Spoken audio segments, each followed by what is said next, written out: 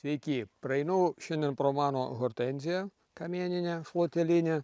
Čia yra būtent Vanilla Fraise veislė. Ir žiūrėkit, kas jai atsitiko. Kas čia dabar yra. Ar susirgo. Žmonės dažnai dalinasi, mačiau, kad Facebook'e. Kas atsitiko, kuom purkšti, kaip gelbėti. Tačiau žinokite, kad čia yra svarbu žinoti, kad tai yra ne liga, o čia tiesiog yra pašalimas nuo šitų mūsų pavasarinių šalnų. Balandį buvo labai šilta, dabar šąla naktimis ir turime štai tokį rezultatą, labai negražų. Tačiau iš karto jums pasakysiu, kad čia dabar negražu. Bet garantuoju jums 100%, kad visos šios šluotelinės hortenzijos, kurios dabar pašalo, arba pas jūs, arba pas mane, jos tikrai 100% atsigaus ir nežus. Nebijokite. Ir žinokite, kad tai nėra liga ir nereikia purkšti jokiais fungicidais. Tikrai. Nereikia čia ypatingos kažkokios chemijos ir gelbėjimo. Nepanikuokite. Bus viskas gerai. Tačiau vis dėlto mūsų hortenzijoms mes galime ir padėti. Ir kuo padėti? Mes galime jas nupurkšti mikroelementais. Vis dėlto čia yra dar žalių lapelių ir čia pamaitinti truputį mikroelementais. Ir tai 100% nepakenks daugiau, tačiau gali padėti augaliukams greičiau atsigauti. Žiūrėkite. Čia yra nanoplant. Mikroelementinė trąša tikrai nano. Pagaminta Lietuvoje.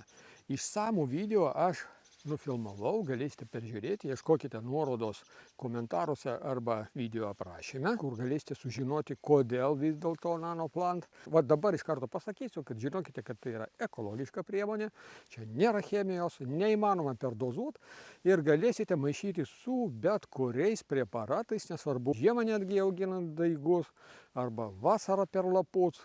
Purškiant fungicidais, insekticidais, visada galėsite prilašinti kartu ir nanoplantą.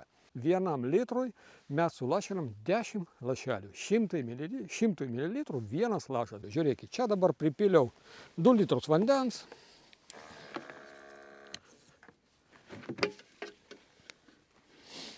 Čia yra 2 litrai. Reiškia 20 lašelių.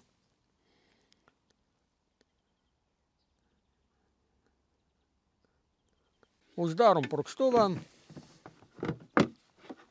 Purkštuvas nedidelis, kaip tik tokiem tikslams, kur galime pripilti nedaug skysčio.